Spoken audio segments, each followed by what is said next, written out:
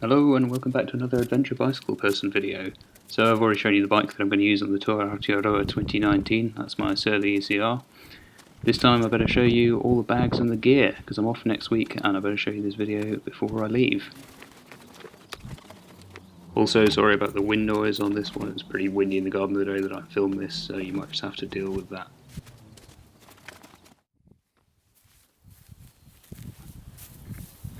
Alright, so food.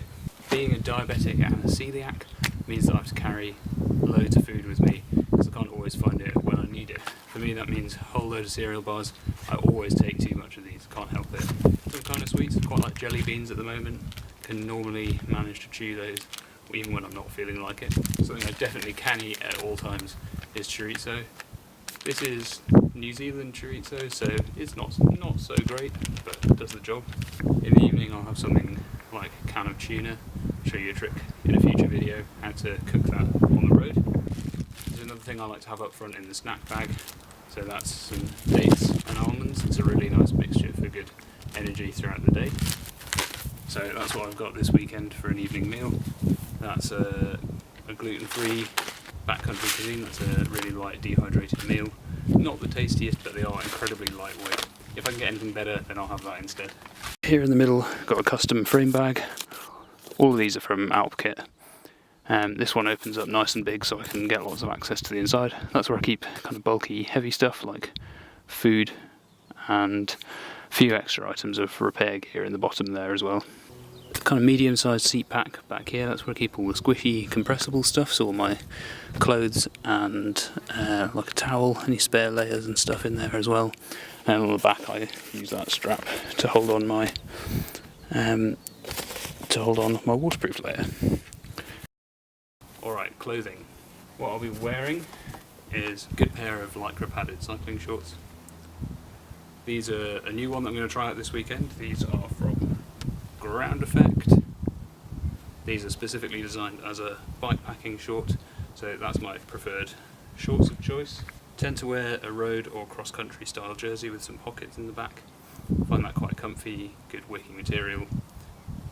Also nice and lightweight as well. Comfy pair of gloves. I prefer a fingerless glove most of the time unless it's really cold. Keep those nice and padded to try and prevent any problems with the hands. At the moment I'm using these like bamboo socks. These are from Kit, like a lot of my stuff. Not sponsored by them yet. Cheap pair of arm warmers from Wiggle. Those are really good, really adaptable in all sorts of weather conditions. I'm going to go for a lightweight kind of road style helmet, just because that's a little bit more breathable than my mountain biking helmet and hopefully just like cuts down on the weight. I do like a cycling cap. They're not the best looking depending on your perspective, but keeps the sun out of my eyes and manages the amount of sweat that I produce as well. Then like a thin waterproof layer. That'll probably live most of the time strapped to the back of my seat pack, but it's good when it starts to spit or I get a bit cold or I need to stop. Seat pack, what's in there? So that's not totally waterproof bag, so it's got a cheap plastic bin bag instead. Does the job, doesn't really weigh too much. Nice compressible things to get in that seat pack. Fill it all up and squash it down. Really cheap, old, smelly insulated jacket. Use that as a pillow mostly. Sleeping bag liner, try and keep my disgusting body off the inside of my sleeping bag. Towel, don't forget to bring a towel, and then all my other clothes.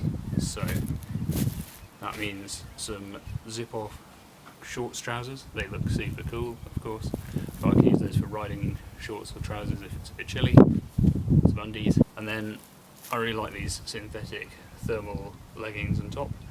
Generally sleep in those at night, but use them for keeping the bugs off myself. Also, again, if it's really cold unexpectedly, then I can wear those as well. So they're great, really packed down, nice and small. Another smaller top tube bag back here. That's where I keep all my emergency stuff, so all my repair gear and a first aid kit as well. Repair kit.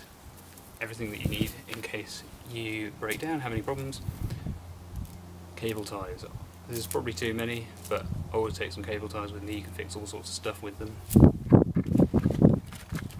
At least one inner tube. The inner tubes for this bike are massive, so I tend to only carry one because they're pretty heavy. Tend to carry some pliers. These are not the best. It would be better if I had a multi-tool or something like that, but some kind of pliers, because when your hands are cold or whatever and you need to fix something, those are really going to help. A couple of CO2 cartridges. Again, these tyres are massive, so these are the biggest ones I could find. Those are held together with a little bit of inner tube so they don't ding around and make an enormous amount of noise. Hopefully if I get a puncture I can just inflate one of these tyres almost all the way with one of these and get myself back on the road, because I don't want to be pumping that back up with a hand pump. All the rest of my repair gear lives in here. That's for repairing me. Some sort of multi-tool, that's got the inflator for these CO2 cartridges on it as well. Definitely make sure it's got a Torx bit on it as well for doing various bits of repairs as well. Some kind of hand pump, some quick patches, a chain link remover tool with one of these handy chain holders as well. That's really going to help a lot. I use that every time I need to repair the chain.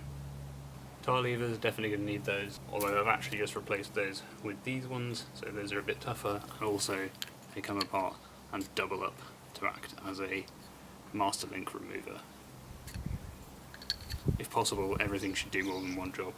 Regular puncture repair kit, yet more cable ties. I should have another chain link in there somewhere, can't remember where it is at the moment. Okay, what's in the bar bag? Sleeping mat. You can see that's a really small one, fully inflatable, really comfy, really like that one. Again, that's another Help Kit product. I'll stick links to all of these down in the description. Sleeping bag, that's a down one, reasonably small, a little bit overkill for days like this one, but that's the one I've got. That's my tarpaulin, yet again that's an Help Kit product, so that's for me to bivvy under. Some cord for rigging the bivvy, a few pegs, spork, bivvy bag, that's my stove setup. This I really like, so I've just got that held together with a few bits of old inner tube. Most useful material on the planet. So this is a nice self-contained little pot setup. So that's the lid, also acts as my mug. That's my pocket rocket stove, and one of these lighters. Can of gas goes in there as well, with a little stand for the gas when I need that. And that's my cooking pot. That goes back on to become the lid. Really nice self-contained one-man setup. On a longer trip, I wouldn't take the bivvy bag with me because I don't really want to sleep under that for more than a couple of nights in a row. So I take a tent instead. That ends up being strapped up here on top and attached to these loop bars. For a look at those loop bars, check my previous video, link up here somewhere. Instead of the bivvy, I can use that space for some more clothes and food and stuff. So that's it, all I need for a weekend bikepacking trip. For something longer or more substantial, maybe I'd just use a tent, have a few more clothes, but not really much more than that. If you enjoyed this, then please like and subscribe. Let me know what you use for your bikepacking setups in the comments.